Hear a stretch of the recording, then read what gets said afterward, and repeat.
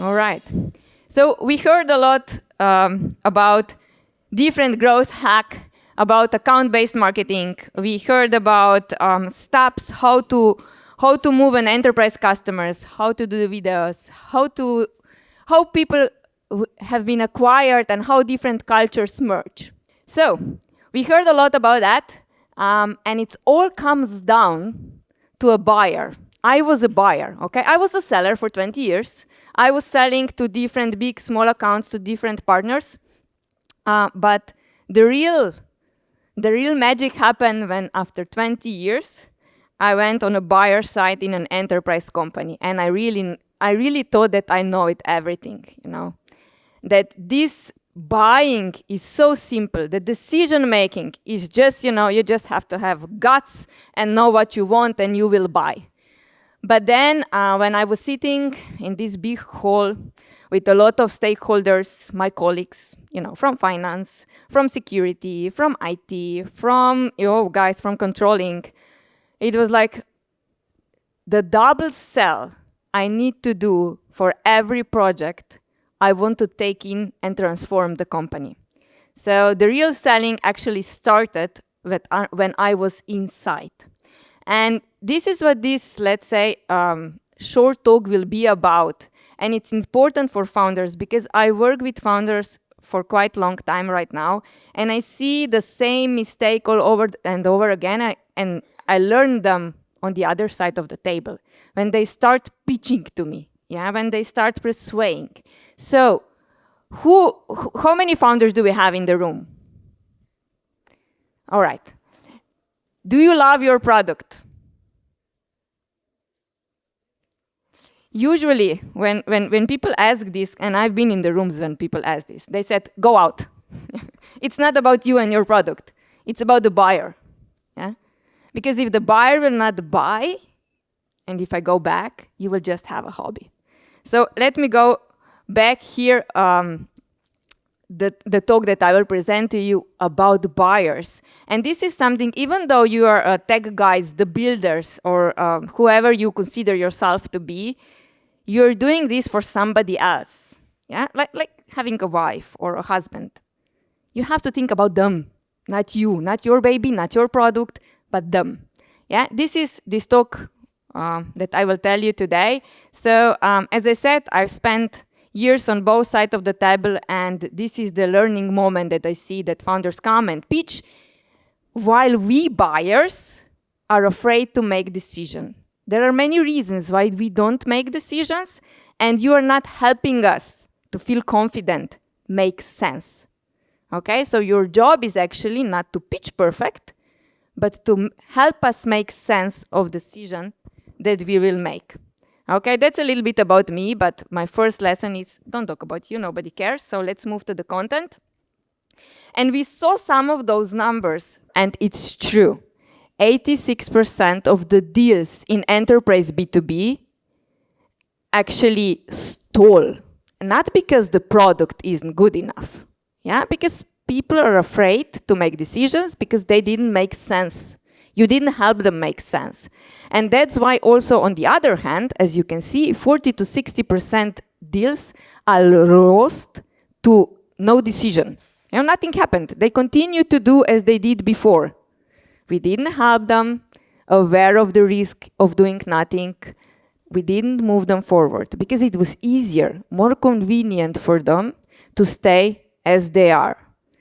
And yeah, we are not here to take risks. You are here to help us move our decision forward.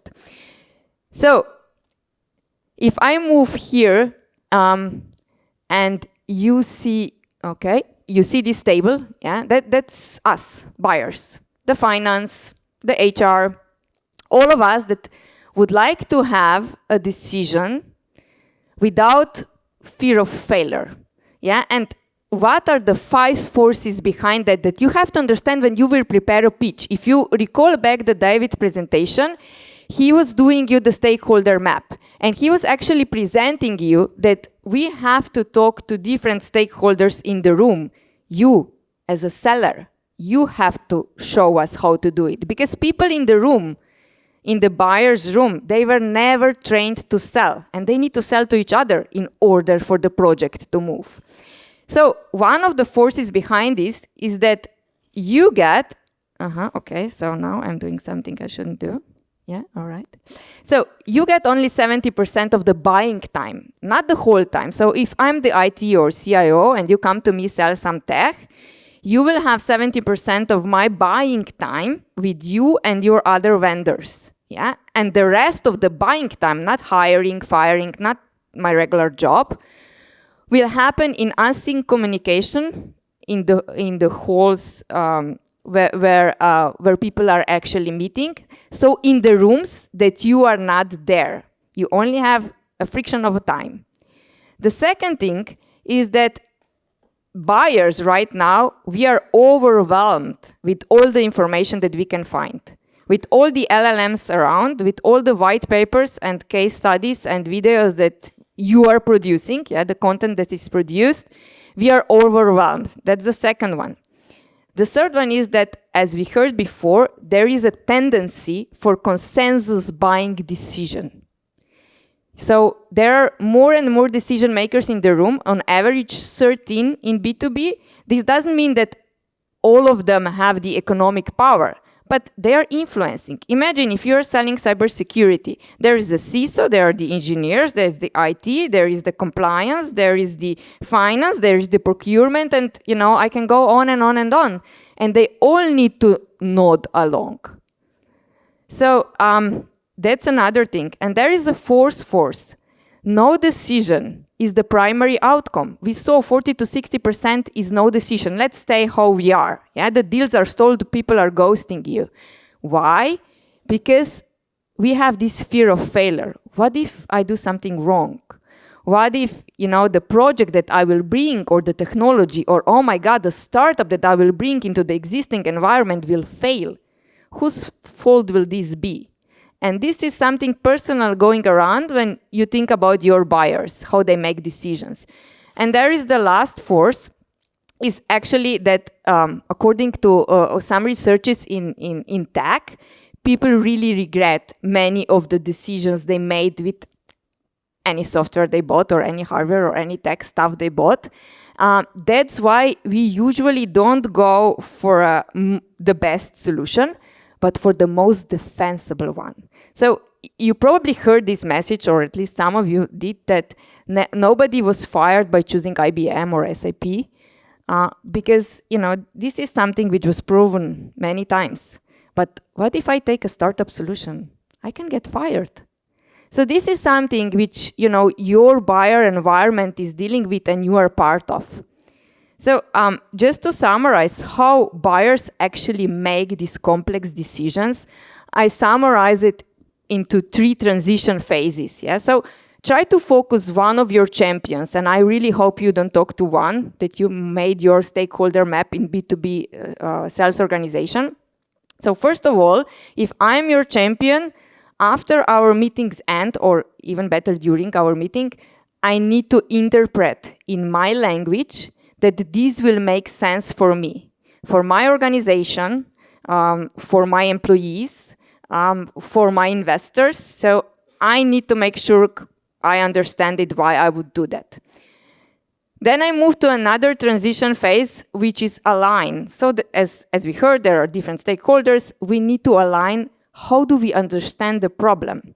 Because you know that finance, they see costs, security, see exposure, and different functions see different, let's say, outcomes and challenges, although we all see the same symptoms, like our processes are too slow. So you have to align us about that problem, and then I'm talking about you, because it is your job, although you think it's their job. If you want to sell, then it's your job to do it. Then we need to defend it to our upper leadership. Yeah, so we need to answer 4 questions. Why this solution? Why now and not next quarter? Why this is actually important for the leadership? Okay, and why we would need this. So those questions, as your champion, I need to make sure to answer right in order to move your solution forward. And what happens, let me tell this through the story of the founder. Let's name her Anna, so to have a lady in the room. So Anna was selling something and her product was really good. She had all the domain knowledge. She was energetic. She do the account list. So she had this dream avatar. She had the dream list. So all the pre-work we heard before she done. She didn't just run around like crazy. And after every meeting, or not every meeting, most of the meetings, she felt okay. Yeah, okay, we agreed. They nodded along. But what buyers were feeling was, this is plausible. And she didn't know what happened because many times she didn't hear back. Yeah? We are calling this customers are ghosting us. But why they are ghosting you? It's not about the product. Because they cannot make the sense how they can put this into the environment, into the business challenges they have, and you didn't help them do it. So when one CFO told her, look, I like the product, he didn't even care about the price yet. He just said something that changed her mind entirely, and that was, I like it, but I don't know how to explain it to others in our community, in our company. Yeah? He didn't say buying committee because this is our term. He said in my leadership. So this is something that, take her back to redo and not to start with features, functions, demos, and what you love about your product. It's your baby, as you said. But to start about the buyer's environment, their challenges, their problems, their customers. Yeah, so go into their buyer's mind to help them make sense, not just from symptoms that their processes are slow, but to the systems, how this can be changed and what is in it for them. And this is called like going from traditional selling, which we learned all, to the sense-making selling, having your buyer in mind. But you have to understand your buyer for the start. So how this can be done, actually people ask me a lot, and I put it in my book. You will have it, I will have it later on. I will be there 10 minutes, 15 minutes if somebody wants to stop by.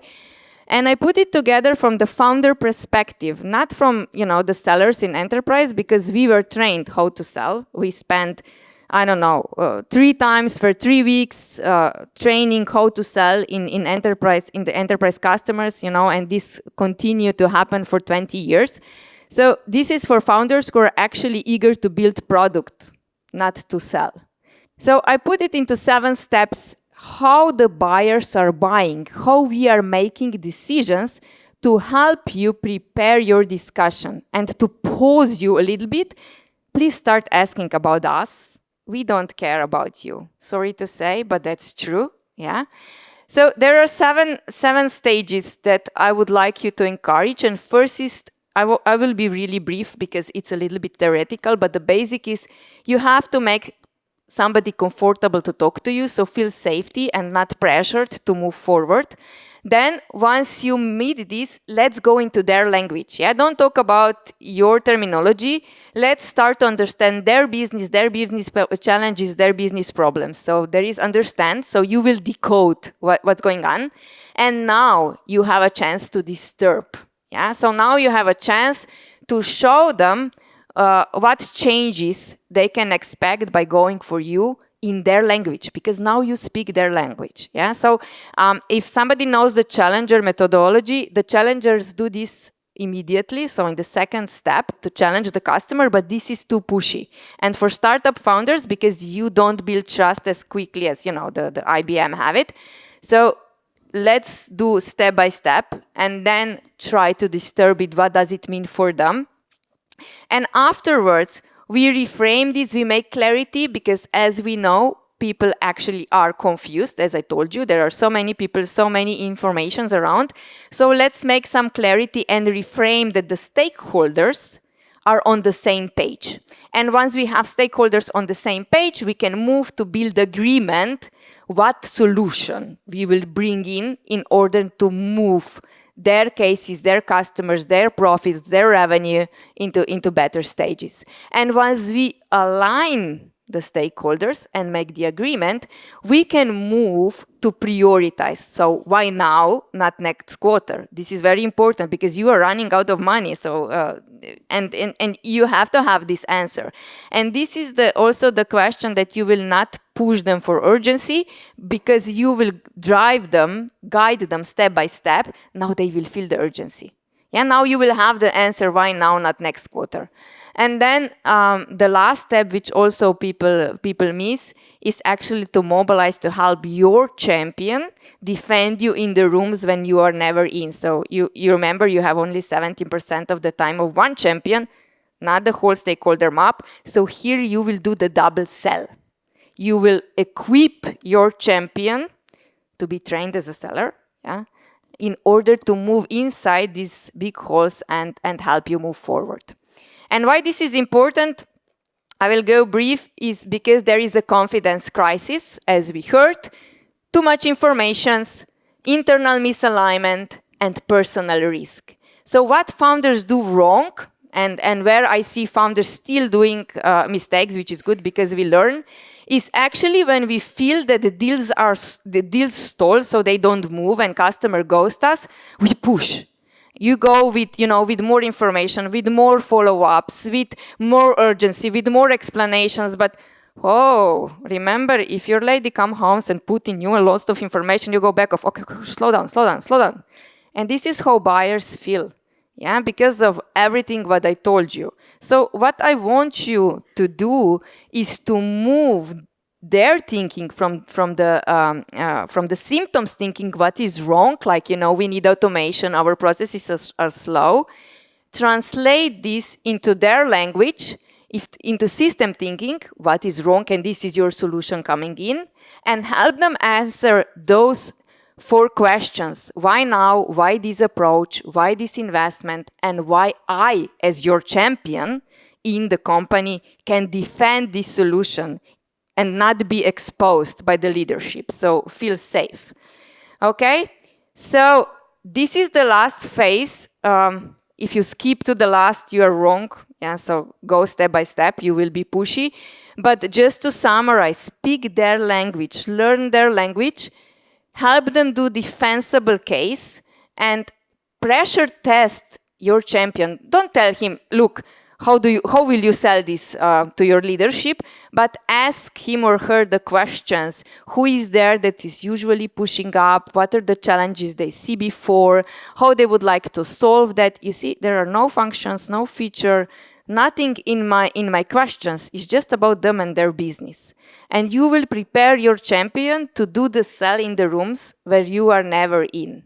So if you find out where those customers are, so either on interpret, align, or defend, if you remember it, you can help them move, make sense of the decision, and be your internal seller. So if you wanna hear more or read the whole story, I have this book. This is on Amazon Sell, and I will be selling it down there for 10-15 minutes. I have a few copies with me, but you're more than welcome. It's from my experience, of course, after 20 years. I'm more than happy to answer any questions right now or later down in the hall, and the floor is yours. So let me see if you have any questions. Otherwise, we move to another founder to give you some experience discussions. So my question is, you said that buyers are making these decisions, so you have to be, to a certain extent, convinced, right? Mm-hmm. So you understand the product. Let's say that the founder convinced you, you see the potential in the solution, all of that. You are now talking to buying committee. You are now the representative of that brand. Yeah. What next? How long does it take you to convert, and what are the obstacles on that path? So if I'm your champion, again, depends what you're selling. If we heard before the long sales cycle, or if I am buying the ERP system, I had it 1.5 years, yeah, because we need to approve the budget, we need to run through the cycle, and then we also had these presentations from vendors, and everybody has those questions. But if I was the project owner, I had to convince each and every them. And it's not always economic decisions. A lot of political discussion now. There are a lot of emotional talks. So I really have to be confident to say whether I want, I don't know, this ERP over this ERP, because people have opinions in the companies. Thank you. Yeah. Thanks so much. Welcome. I have a practical question. We have this case now. We have a champion in a company, and the champion is not too responsive. I mean, eager to have the solution implemented, but not too responsive, and a lot of waiting times. So what would you suggest we should do? How to push things forward? Shall we wait, or shall we be too pushy? What's the situation? Okay, I'll check appeal. No, I mean, actually, there is a scenario that you have to find out, and there is the urgency behind that deal. So what happened if they do not decide in a quarter, or if they don't have an implemented till end of the year? I don't know what is their urgency, why they need this solution now. So we need to answer why they need this solution now, or I don't know, end of quarter, and what are his or her KPIs, what happens if they don't decide, what is the risk of doing nothing, what is the cost of doing nothing. And those are the questions you need to understand. That's why you will understand why he or she doesn't move, because the reasons are plenty. Thank you for the question.